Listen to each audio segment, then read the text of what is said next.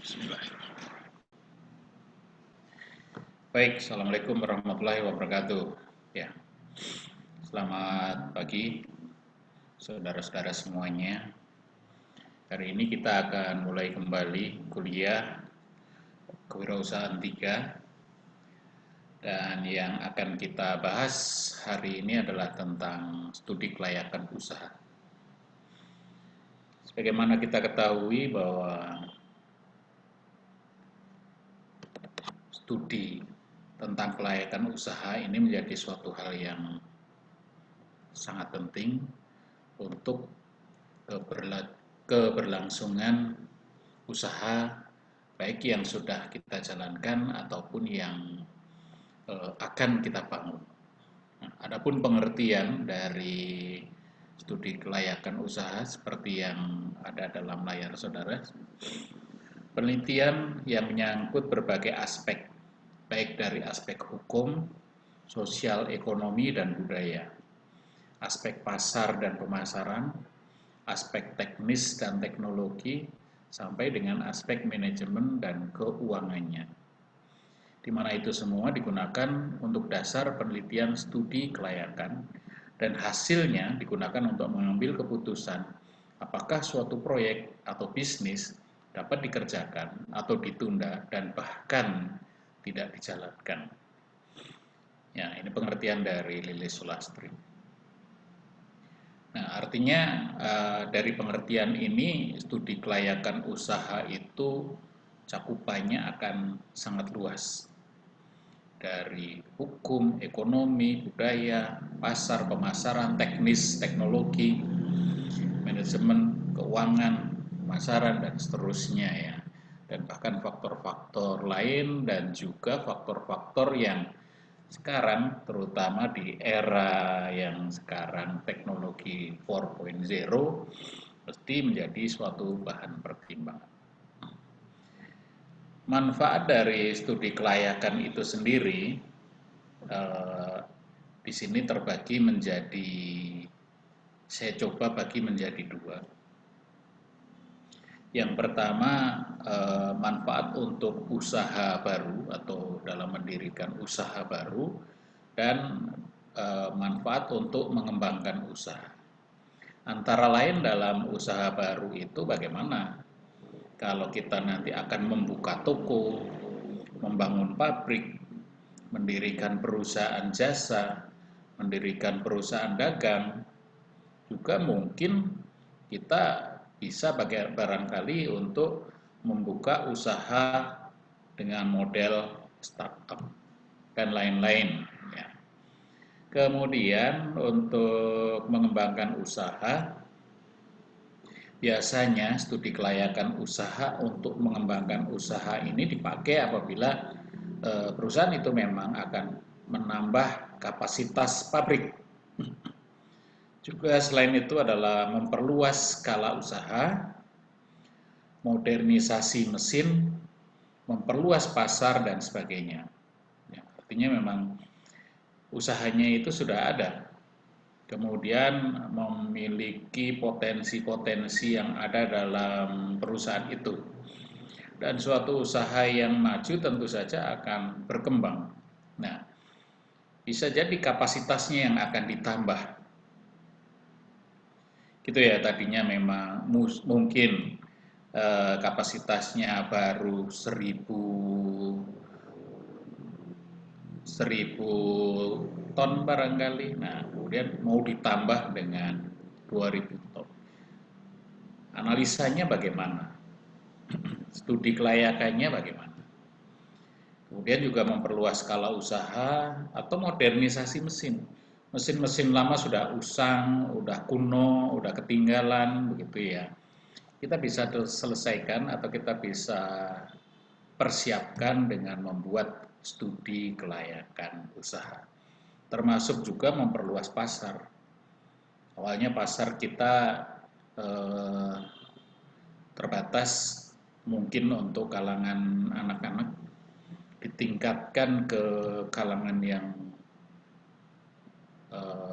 berbeda, yang lain, dan seterusnya. Selanjutnya, siapa saja pihak-pihak yang berkepentingan terhadap studi kelayakan usaha ini. Yang pertama, pihak wirausaha itu sendiri atau pemilik perusahaan.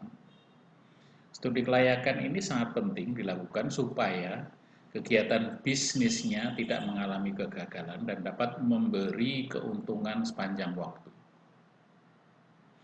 Ya, jadi bagi pemilik usaha, pemilik perusahaan memang dilakukan supaya tidak gagal, supaya memberi keuntungan yang lebih baik dengan memperhitungkan hal-hal yang memang perlu. Yang kedua, pihak investor dan penyandang dana. Studi kelayakan digunakan sebagai bahan pertimbangan layak tidaknya investasi dilakukan. Ya. Apakah investasi yang dilakukannya memberikan jaminan pengembalian investasi atau return on investment yang memadai atau tidak? Nah, investor ini orang dari luar, ya, mungkin bisa jadi perorangan, bisa saja organisasi, bisa jadi itu malah pihak finance atau perbankan. Jadi dia harus yakin bahwa usahanya ini memang betul-betul menguntungkan, memberikan return yang memang betul-betul menguntungkan bagi investasinya. Karena investor itu pasti akan memberikan karena investasi. Kemudian yang ketiga, pihak masyarakat dan pemerintah. Studi kelayakan juga diperlukan terutama sebagai bahan kajian apakah usaha yang didirikan atau dikembangkan bermanfaat bagi masyarakat sekitarnya atau malah merugikan. Bagaimana dampak lingkungannya, apakah positif atau negatif. Nah, masyarakat biasanya terlibat dalam hal ya nanti yang perlu diperhatikan, maksud saya. Perlu diperhatikan, terutama memang ada AMDAL yang disyaratkan oleh pemerintah apabila kita akan membuat usaha baru, membuat bahkan ya bangunan untuk gudang dan seterusnya, itu butuh suatu AMDAL, analisa dampak lingkungan yang disyaratkan oleh pemerintah. Pemerintah berkepentingan karena pemerintah mempunyai misi untuk melindungi masyarakat, untuk nanti juga mendapatkan sektor pendapatan dari sektor pajak yang lebih baik. Selanjutnya, tujuan studi kelayakan usaha atau studi kelayakan bisnis. Dilakukannya studi kelayakan adalah untuk menghindari keterlanjuran penanaman modal yang terlalu besar pada peluang bisnis yang kurang menguntungkan. Ya, kemudian tentu saja studi kelayakan ini akan memakan biaya, tetapi biaya tersebut relatif kecil bila dibandingkan dengan risiko kegagalan dari investasi bisnis. Ya, jadi jangan sampai terlanjur sudah menanam modal yang besar, tapi peluang bisnisnya kurang menguntungkan. Jadi harus dilihat bahwa memang ini mempunyai peluang bisnis, mempunyai prospek yang menguntungkan. Ya. Sehingga dari situ dipelajari, diteliti, akhirnya usaha tersebut harus betul-betul menguntungkan. Selanjutnya tentang intensitas studi kelayakan. Ada beberapa faktor yang mempengaruhi intensitas. Artinya ini adalah tentang kedalaman atau seberapa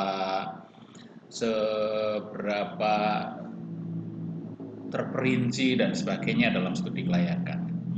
Yang pertama, besarnya modal yang diinvestasikan. Umumnya semakin besar jumlah modal yang ditanamkan, semakin mendalam studi kelayakan itu dilakukan. Iya, kalau usaha dengan skala besar, modal besar, tentu banyak hal yang dipertimbangkan secara rigid. Yang kedua, tingkat ketidakpastian proyek. Ya, semakin sulit memperkirakan penghasilan, penjualan, biaya, aliran kas, dan lain-lain, itu semakin berhati-hati dan melakukan studi kelayakan. Artinya, perkiraan-perkiraan prospek ke depan, target ke depan, biaya-biaya yang muncul begitu ya, itu kalau sulit untuk diperkirakan tentunya ya hal ini butuh kehati-hatian dalam membuat studi kelayakan. Kemudian kompleksitas elemen-elemen yang mempengaruhi investasi bisnis. Semakin banyak faktor-faktor yang mempengaruhi implementasi proyek investasi, maka semakin berhati-hati dalam melaksanakan studi kelayakan. Jadi semakin besar modal yang diinvestasikan, semakin tinggi ketidakpastian dan semakin kompleks faktor-faktor yang mempengaruhi, maka semakin mendalam studi kelayakan dilakukan. Nah, itu artinya kompleksitas. Untuk usaha-usaha kecil, untuk usaha-usaha yang ya relatif kecil mungkin studi kelayakan tidak terlalu mendalam, tidak terlalu jelimet begitu ya dalam bahasa kitanya. Sederhana, tapi yang penting jelas produknya apa, pasarnya siapa, prosesnya bagaimana, ditawarkan, dijual kepada masyarakat dengan cara apa, butuh modal berapa dan seterusnya.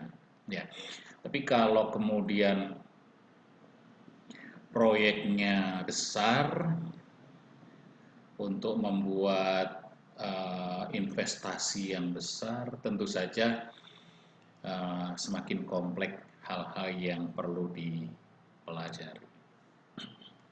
Kemudian studi kelayakan bisnis ini atau usaha ini prosesnya adalah ada 4 hal. Yang pertama, tahap penemuan ide atau perumusan gagasan. Nah, ini pada materi-materi sebelumnya itu selalu disampaikan tentang ide bisnis. Nah, kalian semua juga sudah menyampaikan tentang apa sih ide bisnisnya, terutama dalam ujian kemarin akan saya simpulkan nanti atau akan saya informasikan tentang ide-ide bisnis, nanti saya umumkan dalam forum selanjutnya. Nah, penemuan ide dan perumusan gagasan ini yang pertama memang harus dimiliki. Kemudian yang kedua, tahap memformulasikan tujuan, merumuskan, membuat tujuan dari bisnis yang akan dilaksanakan itu. Kemudian masuk ke tahap analisis dan selanjutnya tahap pengambilan keputusan. Prosesnya artinya kalau secara skematik seperti ini ya. Gagasan usaha, mungkin juga kalau itu besar termasuk visi dan misinya. Kalau usahanya usaha yang sederhana, kecil, mungkin visi misi nanti saja. Nah, tahap yang kedua di situ ada analisis atau evaluasi. Bisa analisis pasar, produksi, operasi, manajemen keuangan, ini hal yang penting. Juga aspek-aspek lain di luar itu. Ya, bisa saja tentang hukum, tentang lingkungan, dan sebagainya. Nah, kemudian proses pengambilan keputusan dari analisa yang dilakukan ini, proyek tersebut bisa dilaksanakan atau tidak dilaksanakan. Ya, selanjutnya dalam tahap penemuan ide atau perumusan gagasan, coba kita lihat. Tahap penemuan ide ialah tahap di mana Wirausaha memiliki ide untuk merintis usaha baru atau mengembangkan usaha yang sudah ada. Apa idenya? Usaha baru. Seperti pernah dicontohkan sebelumnya, bahwa dengan musim atau sekarang kita sedang mengalami hal seperti ini, sedang pandemi COVID-19, karena semua di rumah aja, kemudian bisnis yang dilakukan oleh perusahaan kebanyakan mengarah kepada online. Nah, bagaimana usaha yang kita tadinya barangkali belum online, kemudian kita jalankan dengan online. Ya. Kemudian juga model-model startup yang mulai berkembang. Tadinya perusahaan ini perusahaan offline, perusahaan biasa begitu ya.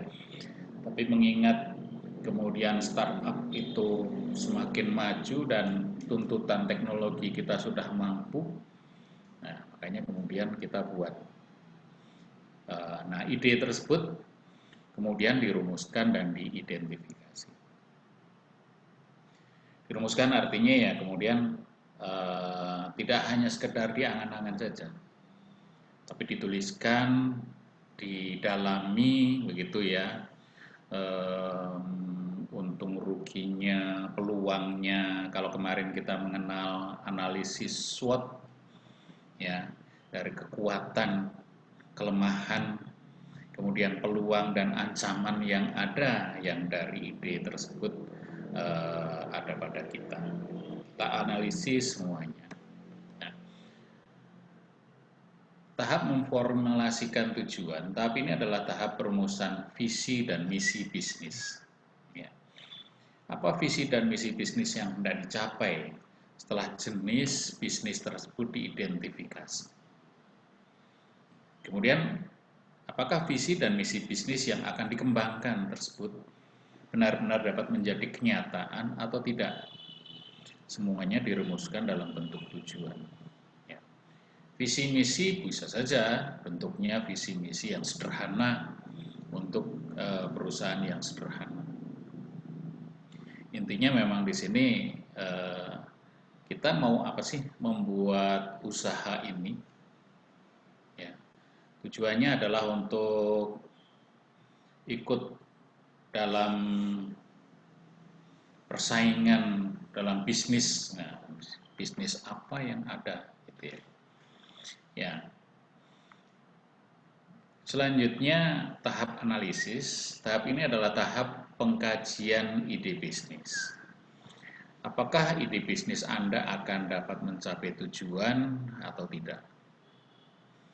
Aspek-aspek yang harus dikaji dan dicermati di sini, yang pertama adalah aspek pasar. Ya. Mencakup produk yang akan dipasarkan, peluang pasar, permintaan dan penawaran, segmentasi pasar, pasar sasaran, ukuran pasar, perkembangan pasar, struktur pasar, dan strategi bersaing. Saya yakin kalian sudah sangat mengenal istilah-istilah yang ada di sini. Produk yang akan dipasarkan, intinya sih memang produknya itu bagaimana? Apa produknya? Bisa barang atau jasa. Ya. Peluang pasar dari produk itu bagaimana? Peluangnya sedang ramai, peluangnya bagus, sangat dibutuhkan oleh masyarakat barangkali. Ya. Permintaan dan penawarannya, ya ini ada hubungannya juga dengan peluang pasar. Kalau permintaan dan penawaran, maksudnya kebutuhan masyarakat dan usaha-usaha yang sudah ada, usaha yang sama yang sudah ada itu bagaimana? Atau calon-calon pesaing kita atau pesaing kita itu seperti apa? Ya. Apakah memang ini sudah sangat ramai, sudah sangat berat? Nah, tapi yang penting nanti selanjutnya adalah tentang segmentasi pasar. Nah, kita mau ambil segmen pasar yang mana? Mungkin yang belum terlalu terlayani, atau memang sudah dilayani tapi kita punya inovasi dari segmen pasar kita. Kemudian baru pasar sasaran, ukuran pasar, ini menyangkut masalah nanti target pasar dan kira-kira perkembangan pasarnya, struktur pasar, strategi bersaing. Nah, ini kita harus dianalisis satu persatu yang seperti itu. Yang kedua, aspek teknik produksi operasi. Ini menyangkut masalah lokasi. Perlu lokasi, perlu bangunan, perlu mesin peralatan seperti apa? Bahan baku, bahan penolong, tenaga kerja, metode produksi, lokasi, layout pabrik, atau tempat usaha. Nah, ini hal yang sangat tergantung dari apa yang akan kita jual, apa yang akan kita atau ide bisnis kita tadi ya tentu saja ya. Bisa jadi kalau bisnisnya online, lokasi mungkin ada, tetapi tidak perlu lokasi yang sering kita ketahui strategis yang harus dengan traffic people dan seterusnya. Bangunan gedung ada, tetapi nggak terlalu harus bangunan gedung yang besar. Ya, kalau kita mau usaha online begitu ya. Tetapi kalau memang usaha kita itu adalah yang bersifat fisik, nah ini menjadi bahan pertimbangan yang penting. Kemudian mesin dan peralatan, ada mesin-mesin yang serbaguna, mesin-mesin yang mudah diperoleh, yang banyak. Ini juga harus menjadi perhatian supaya mesin-mesin yang dipakai itu memang mesin-mesin yang betul-betul mempunyai kualitas supaya tidak merongrong pada saat dipakai bekerja dan sebagainya. Ya, aspek-aspek seperti itu menjadi suatu aspek penelitian yang kedua. Yang ketiga, aspek manajemen atau pengelolaan yang terdiri dari organisasi, ya, artinya organisasinya ini yang siapa sih? Apakah kita butuh orang lain? Seberapa banyak untuk mengelola usaha kita? Kan tergantung dari usaha kita atau ide bisnis kita tadi ya. Bisa jadi memang karena kita ini usaha awal belum besar, bisa kita tangani dulu, kita kelola sendiri, atau mungkin kita ajak teman kita, teman dekat kita, mau kongsian atau kerjasama, atau justru malah melibatkan keluarga dulu. Jadi artinya kalau sudah besar ya boleh saja dalam hal pengelolaan tenaga kerja siapkan, kepemilikan harus jelas, aspek yuridis, aspek lingkungan dan sebagainya. Ya. Aspek yuridis dan lingkungan ini kalau usaha kita besar itu perlu menjadi bahan analisis sebab perusahaan harus mendapat pengakuan dari berbagai pihak dan harus ramah lingkungan. Artinya pengakuan dari berbagai pihak itu usaha kita itu formal, resmi, begitu ya, berbadan hukum dan seterusnya. Yang keempat, aspek finansial atau keuangan. Nah, di sini ada sumber dana, penggunaan dana, proyeksi biaya, proyeksi pendapatan, proyeksi keuntungan, dan proyeksi aliran kas.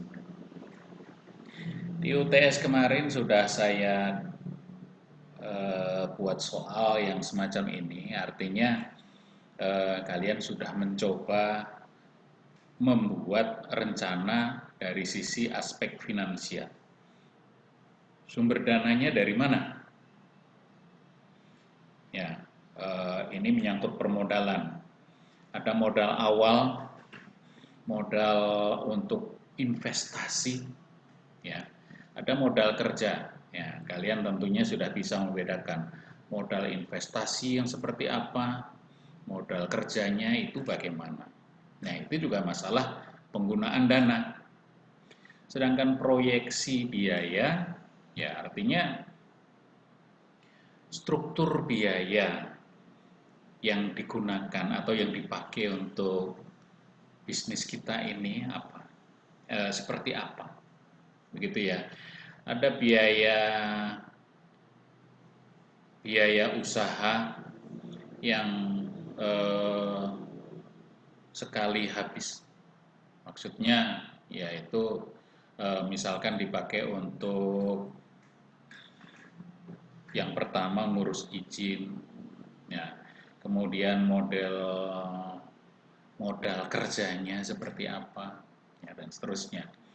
Sedangkan proyeksi pendapatan kita harus bisa memperkirakan, mungkin lebih tepatnya adalah kalau kita bisa membuat forecast, ya, forecast atau ramalan penjualan. Akhirnya nanti akan kelihatan, oh, pendapatan itu diproyeksikan sekian. Kalau proyeksi pendapatan kita sudah peroleh, artinya kita juga pasti akan bisa memproyeksikan keuntungan dan tentu saja aliran kas yang dibutuhkan. Nah, ini semuanya ini kan kita bisa proyeksikan, kita bisa buat, kita bisa rancang, tentu saja yang masuk akal dan bisa dipertanggungjawabkan dengan pertimbangan berbagai asumsi tentu saja. Kemudian aspek lain yang relevan antara lain aspek ekonomi, aspek keamanan, aspek sosial budaya, aspek AMDAL, dan mungkin juga aspek yang lain. Ada aspek teknologi dan sebagainya. Aspek ekonomi ini perekonomian secara garis besar. Sekarang iklim investasi sedang bagaimana, ekonominya sedang bagaimana, gitu ya. Tapi bagaimanapun aspek ekonominya, kita mesti bisa tetap menangkap secara jeli, peluangnya pasti selalu ada. Seperti yang sering dikatakan Pak Chandra, bahwa di masa yang sulit seperti ini pun pasti ada peluang. Nah, tinggal kita bagaimana menemukan peluang itu. Yang kedua, aspek keamanan.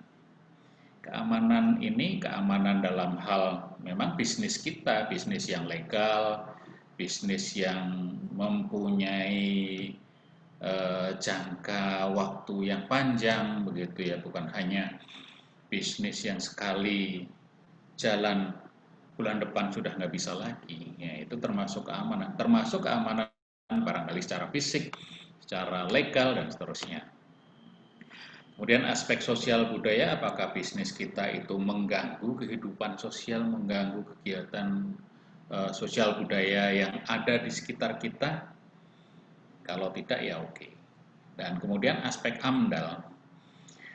AMDAL ini analisis mengenai dampak lingkungan, gitu ya. Nah, bahkan kalau kita membuat toko, supermarket tentu saja, yang waktu itu di Cirebon pernah ada kasus supermarket tertentu akan ditutup karena dia belum memenuhi aspek AMDAL, terutama lahan untuk parkir, sehingga mengganggu lalu lintas di sekitarnya. Nah, itu masalah AMDAL tentang parkir saja diperhatikan, apalagi kemudian kalau dia mengeluarkan atau mempunyai mengeluarkan pencemaran lingkungan, begitu ya, pencemaran lingkungan dari bahan kimia dan seterusnya. Ya, selanjutnya tahap pengambilan keputusan. Langkah yang terakhir adalah tahapan pengambil keputusan.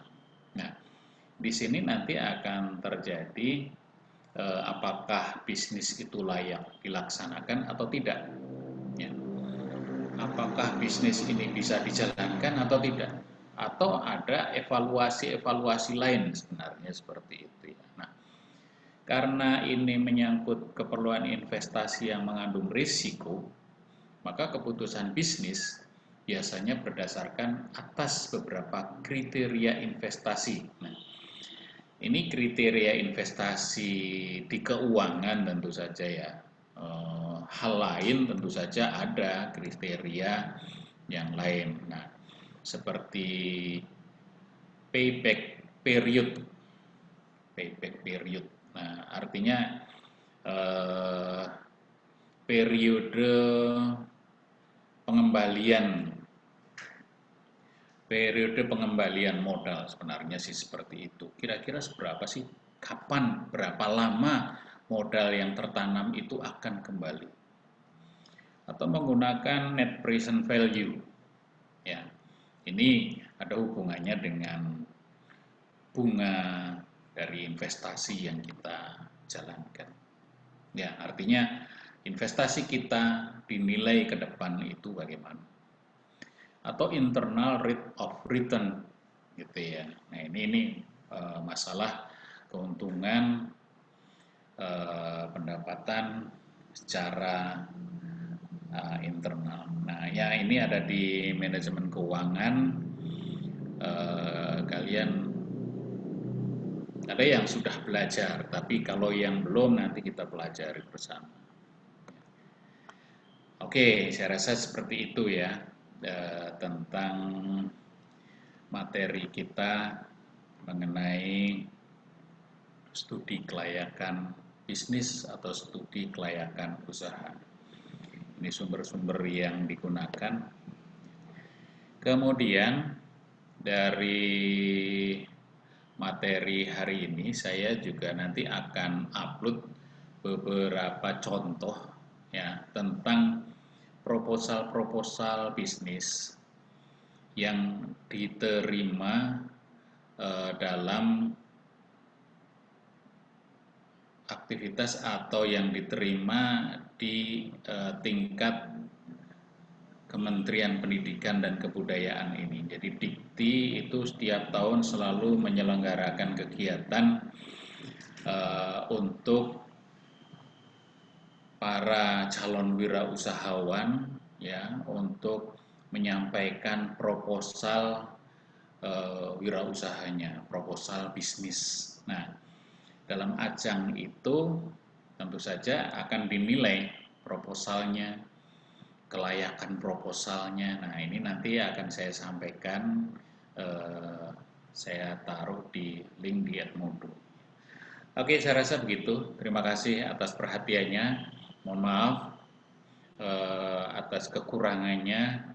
Nanti kita diskusikan hal-hal semacam ini di forum-forum diskusi yang lain. Terima kasih atas perhatiannya. Salam sehat untuk semuanya. Assalamualaikum warahmatullahi wabarakatuh. Selamat pagi.